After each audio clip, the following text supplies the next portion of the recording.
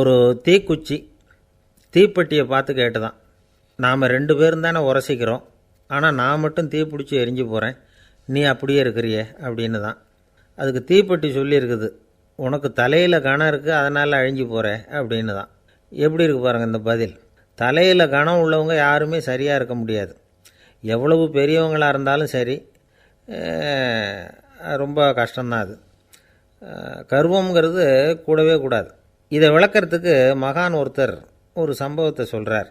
அர்ஜுனன் தீர்த்த யாத்திரை பண்ணானா.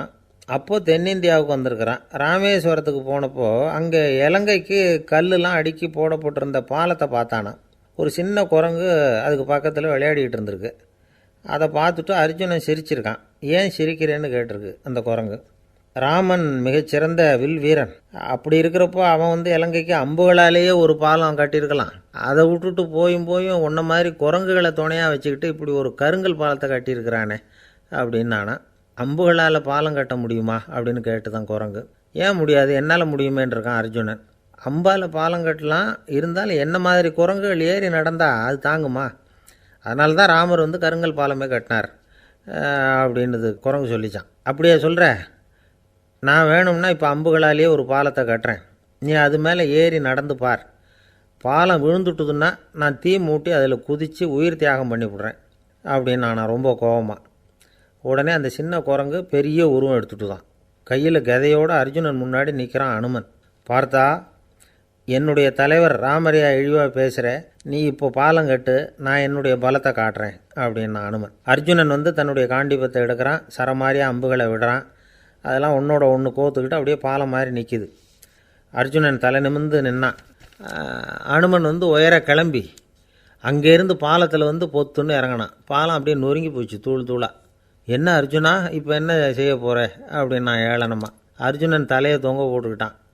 சொன்னபடி தீ மூட்டி அதில் குதிக்கிறதுக்காக 3 தடவை சுற்றி வந்தான். அப்போது கிருஷ்ணர் அங்கே வந்தார். என்ன அர்ஜுனா, என்ன நடக்குது, என்ன இது அப்படின்னு ஒன்றும் தெரியாத மாதிரி கேட்டார். அர்ஜுனன் வாயை திறக்கிறதுக்கு முன்னாடி அனுமன் வாயை திறந்தான், நடந்ததை சொன்னான். அர்ஜுனன் சவால் விட்டபடி உயிர் திறந்தே ஆகணும்னா அனுமன். கிருஷ்ணர் யோசனை பண்ணார். நல்லது, இந்த சவால் விட்டதுக்கும் நடந்ததுக்கும் யார் சாட்சி? பெரியவர் ஒருத்தரை சாட்சியாக வச்சுக்கிட்டல்லவா நீங்கள் இந்த போட்டியை நடத்தியிருக்கணும் அப்படின்னார். அதனால் என்ன, இப்போ மறுபடியும் அந்த போட்டியை நடத்திவிட்டா போச்சு, என்னால் அந்த அம்பு பாலத்தை நொறுக்க முடியாதா அப்படின்னா அனுமன். சரி, இப்போ மறுபடியும் அது நடக்கட்டும்னார் கிருஷ்ணர். அர்ஜுனன் அம்பு பாலம் அமைச்சான். அனுமன் ஏறி குதிச்சான். பாலம் அசைஞ்சு கொடுக்கவே இல்லை, அவ்வளோ உறுதியாக இருக்குது. இப்போ அனுமன் தலையை குனிஞ்சிக்கிட்டான். அர்ஜுனன் நன்றியோடு நிமிர்ந்து பார்த்தான். கிருஷ்ணருடைய தோள்கள்லேயும் முதுகள்லேயும் ரத்தம். என்ன சுவாமி, என்ன நடந்ததுன்னு நான் பதறி போய், உன் அம்பு பாலத்தை நான் தான் முட்டு கொடுத்து தாங்கிக்கிட்டு இருந்தேன். அனுமன் குதித்தப்போ என் மேலே ஏற்பட்ட காயங்கள் இவை. பின்ன உன்னுடைய அம்பு பலத்தினாலேயா பாலம் நின்றுதுன்னு நினைக்கிற அப்படின்னாரான். முதல்ல அர்ஜுனன் அப்புறம் அனுமன் 2 பேருக்குமே கர்வ பங்கம் ஆகிட்டு தான். அதாவது அவங்கக்கிட்ட இருந்த கர்வம் போயிட்டுது. யாராக இருந்தாலும் கர்வம் கூடாதுங்கிறத இதிலேருந்து நாம் புரிஞ்சுக்கணும். இந்த காலத்தில் நாமெல்லாம் எந்த விஷயத்துக்கெல்லாம் கர்வப்பட்டுருக்கோம் தெரியுமா? ஒரு 2 பெண்கள் தங்களுடைய கணவன்மார்களை பற்றி ரொம்ப பெருமையாக பேசிக்கிட்டாங்களாம். அதில் ஒரு அம்மா சொல்லியிருக்கு, என் வீட்டுக்காரர்கிட்ட எந்த சப்ஜெக்ட் கொடுத்தாலும் சரி, அந்த விஷயத்தை பற்றி அழகாக 1 மணி நேரம் பேசுவார் அப்படின்னாங்களாம். உடனே இன்னொரு அம்மா, அது என்ன பிரமாதம், என் வீட்டுக்காரருக்கு சப்ஜெக்டே தேவையில்லை, விஷயமே இல்லாமல் நாள் பூரா பேசிக்கிட்டு இருப்பார் அப்படின்னாங்களாம். ஒரு காடு, நல்ல மரம்லாம் செழிச்சு இருந்தது. அப்படிப்பட்ட காட்டில் ஒரு சாது இருந்தார். அவர் எப்படின்னா, எப்பவும் ஒரு மரத்தடியில் உட்காந்துருப்பார். ஏன்னா அவருடைய இருப்பிடமே அதுதான். அவர் என்ன பண்ணுவார், 3 கல் வச்சுருந்தார். செங்கல் மாதிரி இருக்கும், ஆனால் அதை விட கொஞ்சம் பெருசாக இருக்கும். எதுக்கு அந்த 3 கல்லுன்னா, அதுதான் அவருடைய படுக்கை. அதாவது தூங்குறப்ப ஒரு கல்லை தலைக்கு கீழே வச்சுக்குவார், இன்னொரு கல்லை இடுப்புக்கு கீழே வச்சுக்குவார், இன்னொரு கல்லை காலுக்கு கீழே வச்சுக்குவார். உடம்பை அப்படியே ஒரு தகட்டால் மூடிக்குவார், அப்படியே தூங்கி போடுவார். மழை பெய்யுதுன்னு வச்சுங்க, அவர் உடம்பு 3 கல் மேலே இருக்குதா, அதனால் தண்ணி அடியில் ஓடி போடும், உடம்பு நனையாது. மேலே தகடு இருக்கிறதுனால மழையும் உடம்புல படாது. அவர் தூக்கமும் கெடாது, நிம்மதியாக தூங்குவார். பகலில் அந்த 3 கல்லையும் ஒரு சேர ஒரு அடுப்பு மாதிரி வச்சு அது மேலே உட்காந்துக்குவார். அதனால் பாம்பு பூச்சி எதுவும் அவரை தொந்தரவு பண்ணுறதில்ல, அது பாட்டுக்கு நகர்ந்து போயிடும். அவர் பாட்டுக்கு நிம்மதியாக இருப்பார். யாராவது எதையாவது கொண்டுகிட்டு வந்து கொடுத்தா அதை வாங்கி சாப்பிடுவார், அவ்வளவுதான். ஒரு நாள் அந்த நாட்டு அரசன் காட்டுக்கு வேட்டையாட வந்தான். அந்த வழியாக வந்தப்போ இந்த சாது படுத்துருக்கிறத பார்த்தான், பரிதாபப்பட்டான். ஐயோ பாவம், இவர் இப்படி இந்த கல் மேலே உடம்ப வச்சுக்கிட்டு தூங்குறாரே, என்ன பாடுபடுவார், இவரை நாம் அரண்மனைக்கு அழைச்சிட்டு போய் சுகமாக நிம்மதியாக இருக்கிறதுக்கு வழி செஞ்சு கொடுப்போம், அது ரொம்ப நல்லாயிருக்கும் அப்படின்னு நினச்சான். அப்படி நினச்சிக்கிட்டே அரண்மனைக்கு வந்துட்டான். அதுக்கப்புறம் ஒரு பல்லக்கையும் 2 சேவகர்களையும் காட்டுக்கு அனுப்பி அந்த சாதுவை மெதுவாக இங்கே அழைச்சிட்டு வந்துடுங்க அப்படின்னு சொல்லி அனுப்பி வச்சான். இவங்க போய் அவர்கிட்ட விவரத்தை சொன்னாங்க. எனக்கு என்னத்துக்கு அரண்மனை வாசம் அப்படின்னார். இருந்தாலும் மன்னர் உத்தரவு, நீங்கள் அவசியம் வரணும் அப்படின்னாங்க இவங்க. சரின்னு சொல்லிவிட்டு வேறு வழி இல்லாமல் புறப்பட்டார். புறப்படும் பொழுது என்ன பண்ணார்னா, மறக்காமல் அந்த 3 கல், ஒரு தகடு, அதையும் எடுத்து பல்லக்கில் வச்சுக்கிட்டார். என்னத்துக்கு இதையெல்லாம் எடுத்து வைக்கிறாரு அப்படின்னு சொல்லி அவங்க யோசனை பண்ணாங்க. இருந்தாலும் அதை பற்றி ஒன்றும் கேட்கல. பேசாமல் அவரை அழைச்சிட்டு போய் அரண்மனையில் விட்டுட்டாங்க. அரசன் ஓடி வந்தான், வரவேற்றான், அறுசுவை உணவு படைத்தான். அவர் படுக்கிறதுக்கு தங்க கட்டில், பட்டு மெத்தை, இப்படி எல்லாம் ஏற்பாடு பண்ணி வச்சான். இங்கே படுத்து ஓய்வு எடுத்துக்குங்க அப்படின்னு சொல்லிவிட்டு அவன் பாட்டு போயிட்டான். மறுநாள் காலையில் வந்து பார்க்குறான், சாது படுத்துருக்கிறார். எப்படி தெரியுமா, அந்த பட்டு மெத்தை மேலே 3 கல்லையும் வச்சு வழக்கம் போலவே அது மேலே படுத்துருக்கிறார். அதுக்கு மேலே தகடு. அரசன் பார்த்துட்டு அதிர்ச்சி ஆகிட்டான். என்ன சுவாமி இப்படி அப்படின்னா, சாது சொன்னார், எனக்கு தேவையும் இல்லை குறையும் இல்லை, எல்லா இடத்துலையும் எனக்கு ஒரே மகிழ்ச்சி தான் அப்படின்னார். மகிழ்ச்சிங்கிறது தங்க கட்டிலேயோ பட்டு மெத்தையிலேயோ இல்லை, அது மனசில் இருக்கிற ஒரு விஷயம். உண்மையான மகிழ்ச்சிக்கு வழி மனப்பக்குவம் அப்படிங்கிறது அந்த அரசனுக்கு புரிஞ்சுதான். இந்த காலத்தில் ஒரு சாமியார், அவரை தேடி ஒரு சீடன் வந்தான். என்னாச்சு தெரியுமா, சுவாமி எனக்கு நிம்மதி வேணும், அதுக்கு என்ன வழின்னு கேட்டான். சாமியார் நிமிர்ந்து பார்த்தார். அப்புறம் சொன்னார், நீ ஏகப்பட்ட பேர்கிட்ட கடன் வாங்கியிருக்கிற, அதையெல்லாம் திருப்பி கொடுத்தா தான் உனக்கு நிம்மதி கிடைக்கும்னார். இவனுக்கு ஆச்சரியம். அது எப்படி சாமி, அவ்வளவு கரெக்டாக நான் கடன் வாங்கினதை கண்டுபிடிச்சிங்க அப்படின்னா, உனக்கு கடன் கொடுத்து சாமியாராக போனதே நான் தான்ப்பா, அதனால தான் இந்த கதிக்கு வந்தேன். என்கிட்டயே நிம்மதிக்கு வழி கேட்குறிய, அதுதான்டா வேதனை அப்படின்னாராம் அவர். ஒரு குரு, இளம் சீடர்கள் எதிரில் உட்காந்துருக்கிறாங்க. குரு பாடம் நடத்திக்கிட்டு இருக்கிறார். சீடர்களுக்கு ஒரு ஆசை, அதாவது ஒரு முக்கியமான மந்திரத்தை நம்ம குருநாதர்கிட்ட இருந்து கற்றுக்கணும் அப்படிங்கிறது அவங்க ஆசை. அது என்ன மந்திரம்னா, இறந்தவரை உயிர்ப்பிக்கக்கூடிய புனித மந்திரம், அதாவது செத்தவங்களுக்கு மீண்டும் உயிர் உண்டாக்குகிற மந்திரம். குருவே தயவு பண்ணி அந்த மந்திரத்தை எங்களுக்கு உபதேசிக்கணும் அப்படின்னு கேட்டாங்க. அது ரொம்ப ஆபத்தானது, அது என்னத்துக்கு உங்களுக்கு வேண்டாமேன்னாராம் குரு. எங்களுடைய நம்பிக்கை உறுதிப்படுறதுக்காகத்தான் கேட்குறோம், வேற ஒன்றும் இல்லை அப்படின்னு நாங்களாம் சீடர்கள். பக்குவப்படாத அறிவுங்கிறது ரொம்ப ஆபத்தானது அப்படின்னாராம் குரு. இது சீடர்களுக்கு புரியல. அது எப்படிங்க பக்குவப்படாத அறிவு ஆபத்தானதுன்னு சொல்கிறீங்க, அப்படின்னா என்ன அப்படின்னு கேட்டிருக்காங்க சீடர்கள். குரு அதுக்கு விளக்கம் கொடுத்தாராம். அந்த மந்திரத்தை எப்போ பயன்படுத்தணுங்கிறது முக்கியம்.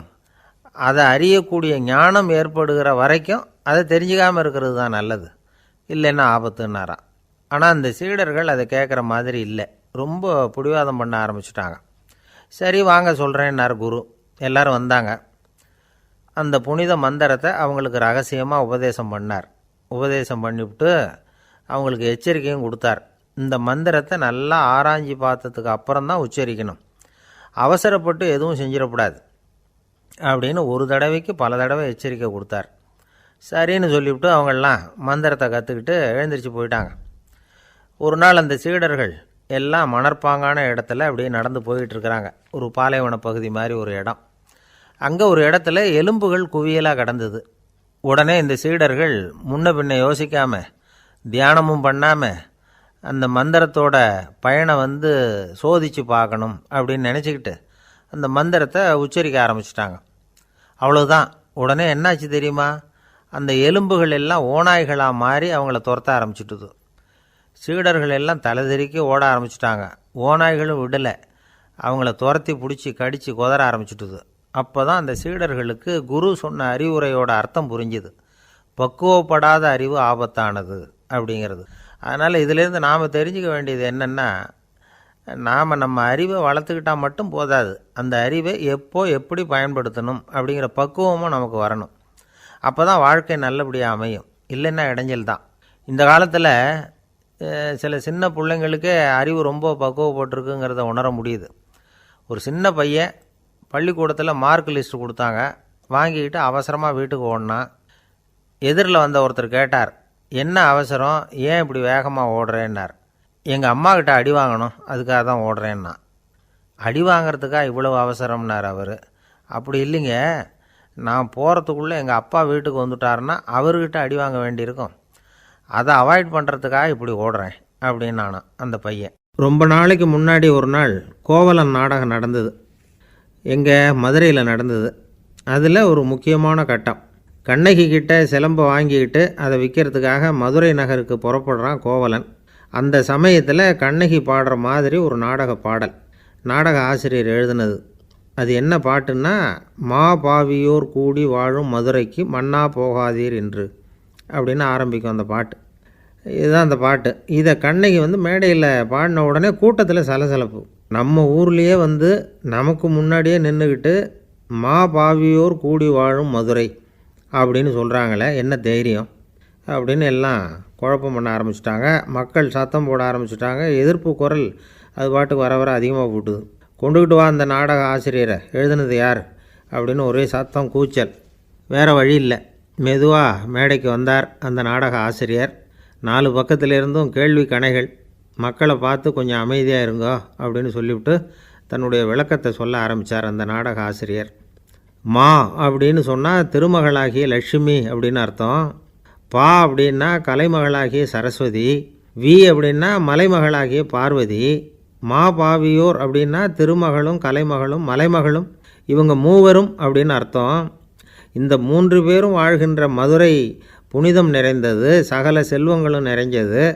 அப்படிப்பட்ட ஊரில் நான் அணிந்து கொள்ளும் இந்த சாதாரண சிலம்பை யார் வாங்கிக்குவாங்க அப்படிங்கிற எண்ணத்தோடு தான் கண்ணகி அப்படி சொல்கிறா. அதை நினச்சி தான் நான் எழுதினேன். ஆகவே மதுரையை ரொம்ப சிரமப்படுத்தணும், ரொம்ப மோசமாக எழுதணும் அப்படிங்கிற எண்ணம்லாம் எனக்கு கிடையாது, பெருமைப்படுத்தணும்னு நினச்சி தான் அப்படி எழுதினேன் அப்படின்னு விளக்கம் கொடுத்தாராம். இந்த விளக்கத்தை கேட்டதும் எல்லாரும் ரொம்ப சமாதானம் ஆகிட்டாங்களாம். இப்படி விளக்கம் கொடுத்த அந்த நாடக ஆசிரியர் யார் தெரியுமா?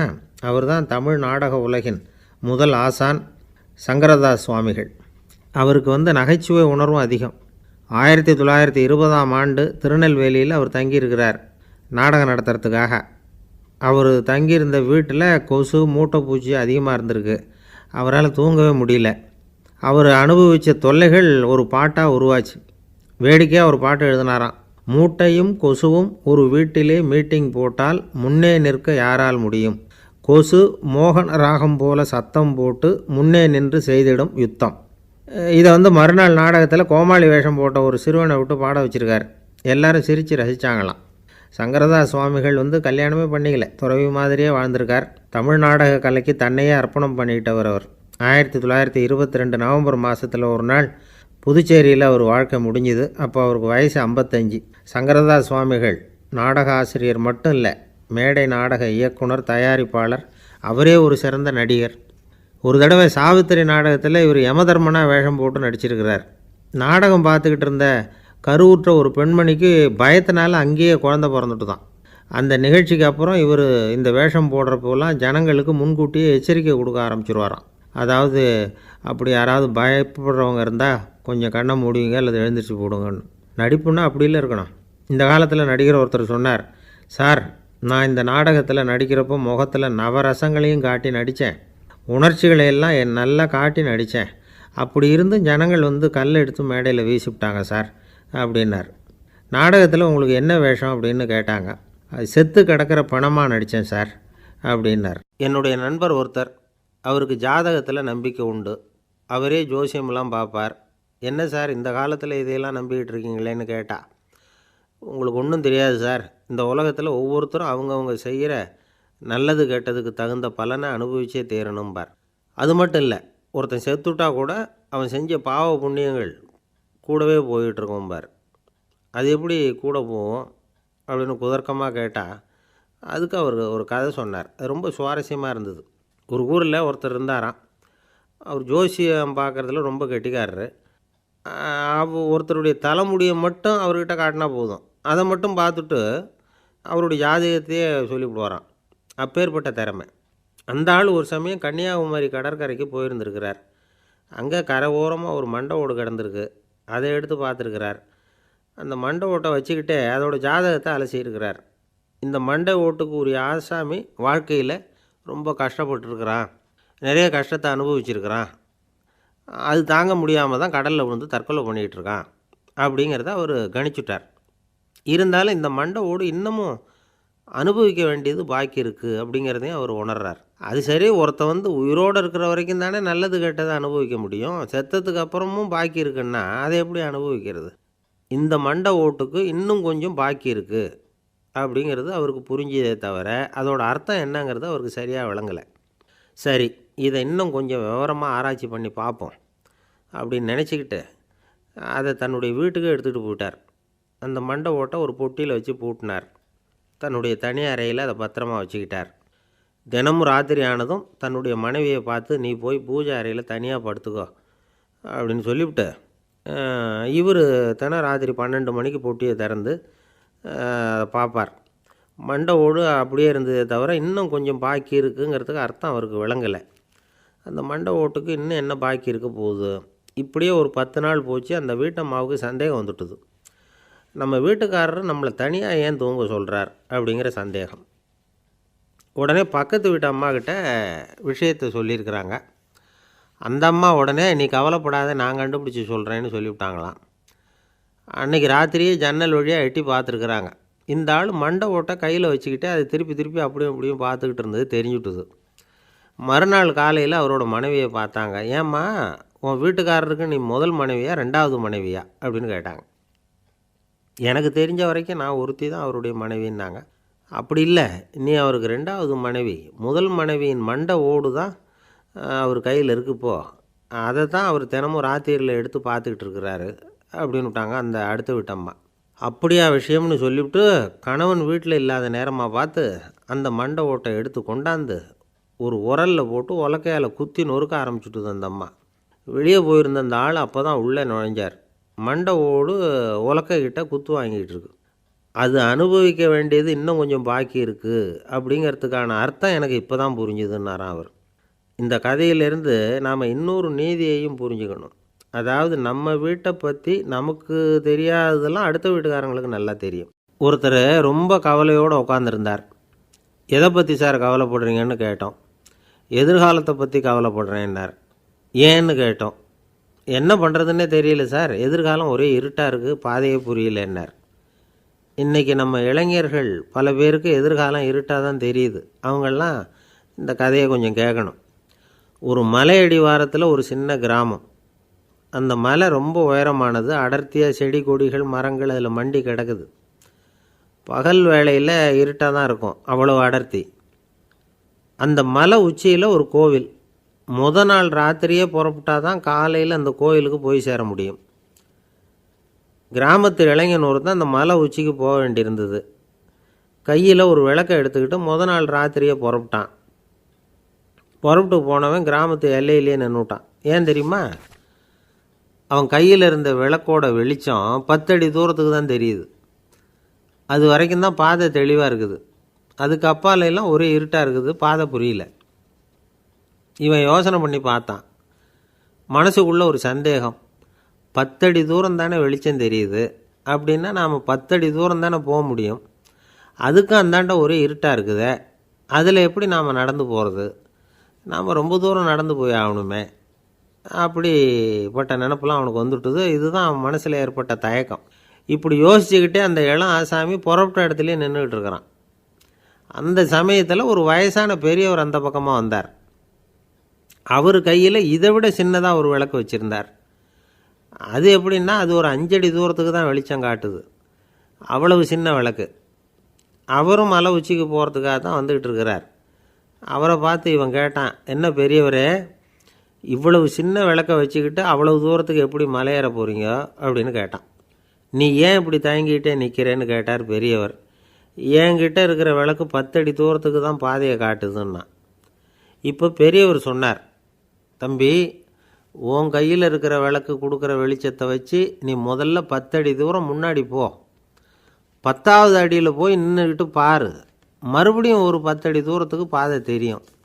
இப்படி உன் கையில் இருக்கிற விளக்கு தொடர்ந்து வெளிச்சம் காட்டிக்கிட்டே இருக்கும். நீ முன்னேற முன்னேற அந்த வெளிச்சமும் முன்னேறும். அதனால் எத்தனை கிலோமீட்டர் தூரம் வேணும்னாலும் நீ இந்த 10 அடி தூரம் வெளிச்சத்தை வச்சுக்கிட்டே நீ போயிடலாம், புறப்படு அப்படின்னார். இப்போ தான் அந்த பெரியவர் சொன்னது இளைஞனுக்கு பளிச்சுன்னு புரிஞ்சுதான். உடனே உற்சாகமாக புறப்பட்டான், உச்சிக்கு போய் சேர்ந்தான்.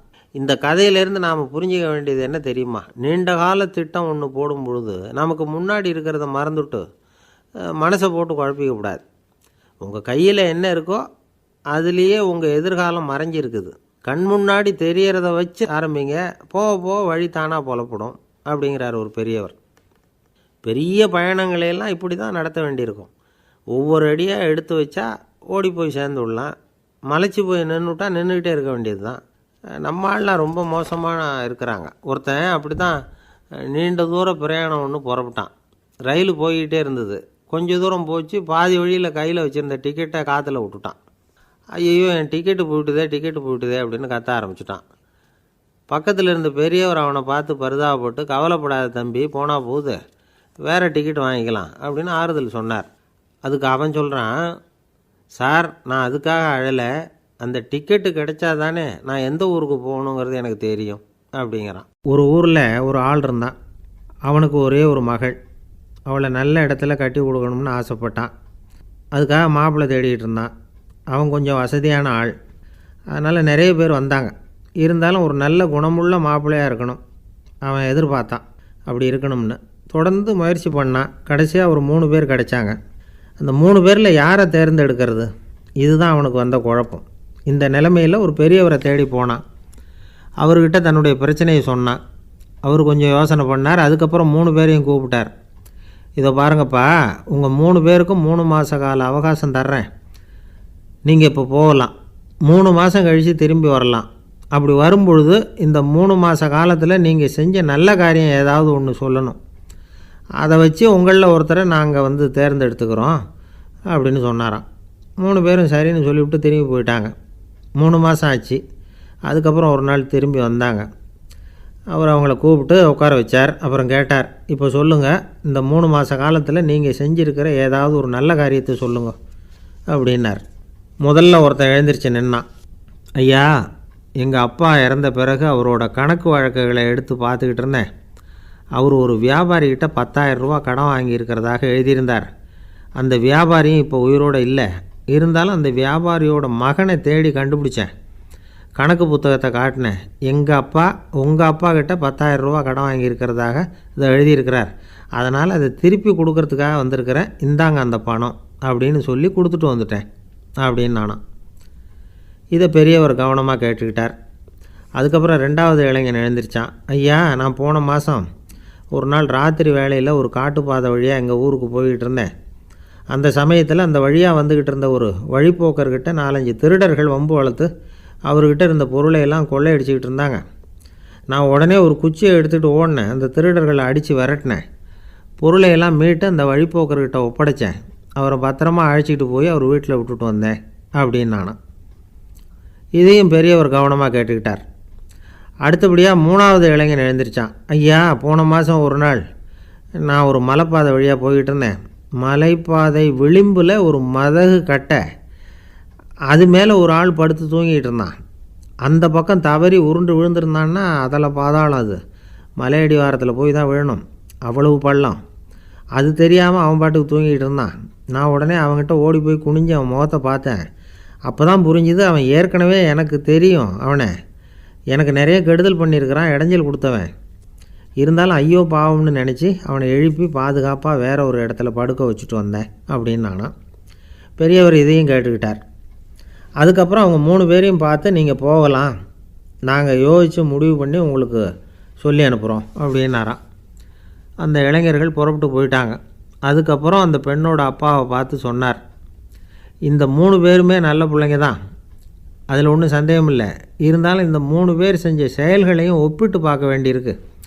முதல் இளைஞன் நேர்மைக்கு எடுத்துக்காட்டாக விளங்குறான். இந்த காலத்தில் இது மாதிரி இளைஞர்களை பார்க்குறது ரொம்ப கஷ்டம்தான். இருந்தாலும் அவன் கடமையை தான் செஞ்சான். ரெண்டாவது இளைஞன் நல்ல வீரன், தைரியசாலி. ஒரு வீரன் எதை செய்யணுமோ அதைத்தான் இவன் செஞ்சான். இவன் ஒரு லட்சிய மனிதன். மூணாவது இளைஞன் தன்னுடைய பகைவனுக்கே உதவி செஞ்சுருக்கான். அவன் உயிரை காப்பாற்றியிருக்கிறான். பகைவனுக்கு அருள்வதுங்கிறது ஒரு சாதாரண மனுஷனால் செய்யக்கூடிய காரியம் இல்லை. பகையை மறக்கிறதும் பகைவனுக்கு அருள்வதும் தெய்வீக பண்புகள். அதனால் இவனையே உன்னுடைய மகளுக்கு ஏற்ற மாப்பிள்ளையாக தேர்ந்தெடுக்கலாம் அப்படின்னு சொன்னாங்களாம். ஒரு நல்ல நாளில் அவங்களுக்கு திருமணம் நல்ல விதமாக நடந்து முடிஞ்சுதான். இது சுவாமி சின்மயானந்தர் சொல்லியிருக்கிற ஒரு கதை. இதிலேருந்து நாம் புரிந்து கொள்ள வேண்டிய ஒரு கருத்து, நமக்கு கெடுதல் பண்ணவங்களுக்கும் நாம் நல்லது செய்யணும்.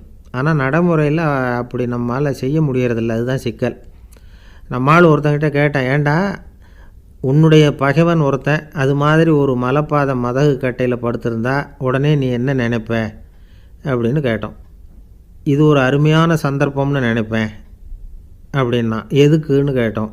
அவனை அந்த பக்கமாக உருட்டி கீழே தள்ளுறதுக்கு அப்படின்னா. ஒரு காடு, அங்கே புத்தர் அவர் பாட்டுக்கு நடந்து போய்கிட்டே இருக்கிறார்.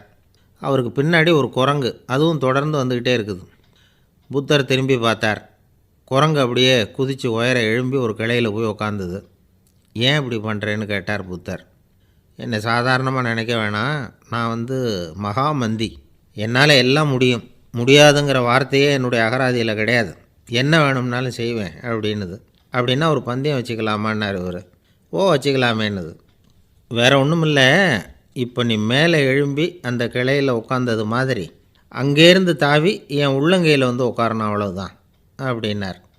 அப்படி உட்காந்துட்டா என்ன பரிசு அப்படின்னு கேட்டது அது. சொர்க்கத்தில் இருக்கிற மாமன்னன் மரகத சக்கரவர்த்தியை என்னோட இருக்கும்படியாக கூப்பிட்டுக்கிறேன்.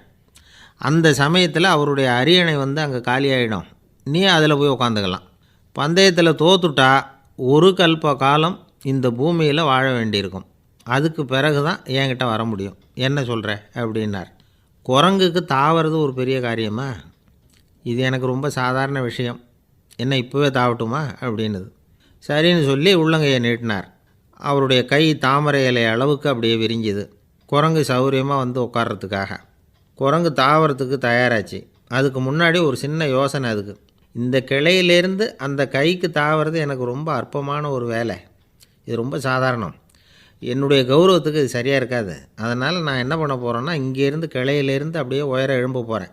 எழும்பி மேல் உலகம் போய் அங்கே ஒரு சுற்றிவிட்டு அதுக்கப்புறம் அங்கேருந்து நேராக இந்த கையில் உட்கார போகிறேன் அப்படின்னு நினச்சிது. என்ன யோசிக்கிற அப்படின்னார் புத்தர். ஒன்றும் இல்லை, இந்த பாயிரம் பார் அப்படின்னு சொல்லி தாவி உயர போயிட்டுது. கொஞ்சம் நேரத்தில் வான உலகத்துக்கே போய் சேர்ந்துட்டுது. அங்கே போய் பார்த்தா அங்கே ஒரு 5 பளிங்கு தூண்கள் இளம் சிவப்பு நிறத்தில் நின்றுக்கிட்டு இருக்குது. குரங்கு நினச்சிக்கிட்டுது, புத்தர்கிட்ட போய் இந்த பளிங்கு தூண்களை பார்த்தோம்னு சொன்னால் அப்படியே திகைச்சி போயிடுவார், இந்த தூணில் ஏதாவது அடையாளம் செஞ்சுட்டு போகணும் அப்படின்னு அந்த இடத்துல மிதந்துக்கிட்டே நினச்சிது. உடனே ஒரு தூணில் எழுதிச்சு. என்ன எழுதிச்சுன்னா, ஒரு மகா ஞானி இங்கே வந்துட்டு போகிறார் அப்படின்னு எழுதிச்சு. எழுதிவிட்டு அப்படியே கீழே தாவி புத்தரோட உள்ளங்கையில் உட்காந்துது. எப்படி பார்த்தீங்களா என்னுடைய வேலை? வான உலகத்துக்கே போய் அங்கே இருக்கிற 5 பளிங்கு தூண்களை பார்த்துட்டு அதில் நான் வந்த விவரத்தை எழுதி வச்சுட்டு அதுக்கப்புறம் இங்கே வந்திருக்கிறேன் அப்படின்னுது ரொம்ப பெருமையாக. அப்படியா அப்படின்னார் புத்தர். ஆமாம், சந்தேகமாக இருந்தால் வாங்க, அழைச்சிட்டு போய் காட்டுறேன் அப்படின்னுது அந்த குரங்கு. அதுக்கு தேவையில்லை, அப்படியே கொஞ்சம் கீழே குனிஞ்சு பார் தெரியும் அப்படின்னார் புத்தர். அங்கே பார்த்தா புத்தரோட உள்ளங்கை தெரிஞ்சுது. நல்லா உத்து பார்த்துது. அவரோட ஒரு விரலில் அது எழுதிய வாசகம் தெரிஞ்சுது. குரங்கு யோசனை பண்ணிச்சு, அப்படின்னா வானத்தில் நான் பார்த்தது புத்தரோட விரல்களா அப்படின்னு யோசிச்சுது. இதை புரிஞ்சுக்கிட்ட உடனே அந்த குரங்கோட கர்வம் அழிஞ்சு போச்சான். நம்ம மனசு தான் இந்த குரங்கு. மனம்ங்கிறதும் ஆணவங்கிறதும் ஒரு நாணயத்தின் 2 பக்கங்கள். மனம் உள்ளவரை ஆணவமும் இருக்கும். மனம் அழிஞ்சாதான் ஆணவம் அழியும். மனம் அழிய வேண்டும் அப்படின்னு பெரியவங்க சொல்கிறது இந்த அர்த்தத்தில் தான். நம்ம ஆளுங்க சவால் விடுறதெல்லாம் வேறு மாதிரி. ஒருத்தன் ஒரு வாய்க்காலை தாண்டுறேன்னு பந்தயம் கட்டி தாண்ட முடியாமல் வாய்க்காலில் விழுந்து காலை உடச்சிக்கிட்டு கட்டு போட்டுக்கிட்டு வந்தான். ஏன்டா அப்படின்னு கேட்டாங்க. நான் பந்தயம் கட்டின நேரம் சரியில்லை அப்படின்னா. எப்படிறான்னு கேட்டிருக்காங்க. வாய்க்காலில் தண்ணி இருக்கிற நேரமாக பார்த்து பந்தயம் கட்டியிருக்கணும் அப்படின்னானா. ஒரு அம்மா, அவங்களுக்கு 35 வயசு இருக்கும். குடும்பத்தில் எந்த கஷ்டமும் இல்லை. இருந்தாலும் காரணம் இல்லாமல் பிள்ளைங்க பேரில் கோவப்படுறது, எரிஞ்சு விடுறது அவங்க வழக்கம். பிள்ளைங்க அழும். உடனே அவங்க மனசும் சங்கடப்படும். இன்னொரு அம்மா நல்ல வேலையில் இருக்கிறவங்க, வாரத்துக்கு ஒரு தடவையாவது தலைவலி வந்துடும். இவங்களுக்கெல்லாம் உடம்புல எந்த கோளாறும் இல்லை, மனசு மட்டும் சரியாக இருக்காது. தூக்க மாத்திரை கையில் வச்சுருப்பாங்க. 30-35 வயசுடைய பெண்களுக்கு சர்வசாதாரணமாக காணப்படுகிற மனக்கோளாறு இது. இதுக்கு பேர் மனவாட்டம், டிப்ரெஷன், மனமடிவு அப்படின்னு சொல்லலாம். இந்த நோய்க்கு அறிகுறி என்ன தெரியுமா? மனசில் வருத்தமான உணர்வு இருக்கும், அடிக்கடி அழலாம் போல தோணும். முன்னால் எல்லாம் எந்தெந்த செயலில் ஆர்வம் இருந்ததோ அதெல்லாம் குறைஞ்சிரும், அல்லது சுத்தமாகவே ஆர்வம் இல்லாமல் போயிடும்.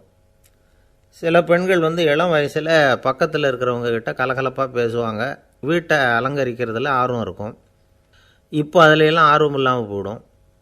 எந்த வேலை செஞ்சாலும் சீக்கிரம் களைப்பு அடைஞ்சுடுறது மாதிரி ஆகிடும். நமக்கு யாருமே உதவியாக இல்லை, நம்ம எல்லாரும் கை விட்டுட்டாங்க போல் இருக்குதே அப்படிங்கிற உணர்வுலாம் உண்டாகும். தன்னைத்தானே குறை சொல்லிக்குவாங்க. நாம் தப்பு பண்ணிவிட்டோம் போல் இருக்குதே அப்படின்னு தோணும். குற்றம் பண்ணிட்டதா நினச்சி கஷ்டப்படுவாங்க. பசி இருக்காது, தூக்கத்தில் தொந்தரவு இருக்கும். அடிக்கடி செத்து போடலாங்கிற உணர்வு வரும். தற்கொலை பண்ணிக்கலாங்கிற எண்ணம் உண்டாகும். சில பேர் தற்கொலை முயற்சியில் கூட ஈடுபடுவாங்க. சில பேருக்கு பலவிதமான உடல் வலிகள் இருக்கும், பலவீனம் இருக்கும், சீக்கிரமாக களைப்படைஞ்சு போடுவாங்க. இதெல்லாம் மனவாட்ட நோய்க்கான தன்மைகள். இந்த மனவாட்டம், அதாவது டிப்ரெஷனை 2 வகையாக பிரிக்கலாமா. ஒன்று தானாக உண்டாக்கிக்கிறது, இன்னொன்று எதிர் விளைவை உண்டு பண்ணுகிற அல்லது நரம்பு சம்பந்தப்பட்ட டிப்ரெஷன். தானாக உண்டாக்கிக்கிற மனவாட்ட நோய் இருக்குது பாருங்கள், அதுக்கு ஏதாவது சூழ்நிலை காரணமாக இருக்கலாம் அல்லது இல்லாமலும் போகலாம். மூளையில் டொப்பாமைன் அல்லது செரட்டோனின் இதோட அளவு குறையும் பொழுது இந்த டிப்ரெஷன் உண்டாகுது. இதுக்கு ஓரளவு பிறவி காரணங்கள் கூட இருக்கலாம். குடும்பத்தில் வேறு சிலருக்கும் வரலாம். பாதிக்கப்பட்ட பெண்ணை பார்க்குறதுக்கு பலவீனமாக தெரியும், கடுமையான குற்ற உணர்வு இருக்கும், தனியாக இருக்கிறதுக்கு ஆசைப்படுவாங்க, நடு ராத்திரியில் எழுந்திரிச்சு உட்காந்து கஷ்டப்பட்டுக்கிட்டு இருப்பாங்க, கொடூரமான முறையில் தற்கொலை பண்ணிக்க முயற்சி பண்ணுவாங்க, தீ வச்சுக்கிறது, அமிலத்தை குடிக்கிறது, தூக்கில் தொங்குறது. இப்படி தானாக வரவழைச்சிக்கிற மனவாட்ட நோய் மறையக்கூடிய நோய். ஒரு தடவை வந்தால் 3லேருந்து 6 மாதம் வரைக்கும் நீடிக்கும். இடைப்பட்ட காலங்களில் நோயாளி இயல்பாக இருப்பார். எதிர் விளைவை உண்டு பண்ணுகிற அல்லது நரம்பு சம்பந்தப்பட்ட மனவாட்ட நோய் எப்படின்னா, கணவன் மனைவி, மாமியார் மருமகள், இப்படிப்பட்ட உறவு முறை பிரச்சனைகள், தோல்விகள், எரிச்சல்கள், ஆஃபீஸு பிரச்சனை, இப்படிப்பட்ட சூழ்நிலையால் உண்டாகிறது. எல்லாத்துக்கும் மருந்து இருக்குது, மார்க்கம் இருக்குது, கவலைப்பட வேண்டியதில்லை, தைரியமாக இருக்கணும். உளவியல் மருத்துவம் இதுக்கு ரொம்ப உபயோகமாக இருக்கும். சில பெண்களை பாருங்கள், அவங்க எதுக்கும் அலட்டிக்கிறது இல்லை. ஒரு அம்மா அப்படி தான் தன்னுடைய கணவனை அழைச்சிக்கிட்டு ஒரு மனநோய் மருத்துவர்கிட்ட வந்தாங்க. டாக்டர், எங்கள் வீட்டுக்காரர் திடீர்னு ஒரு மாதிரி ஆயிட்டார், வித்தியாசமாக நடந்துக்கிறார். எப்படின்னா, இவர் தன்னையே ஒரு ஒட்டடை குச்சியாக நினச்சிக்கிட்டு இருக்கிறார்.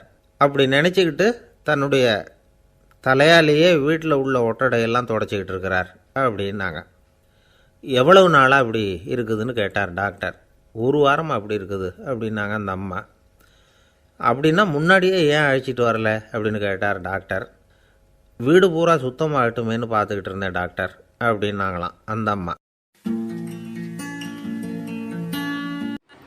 Thanks for watching.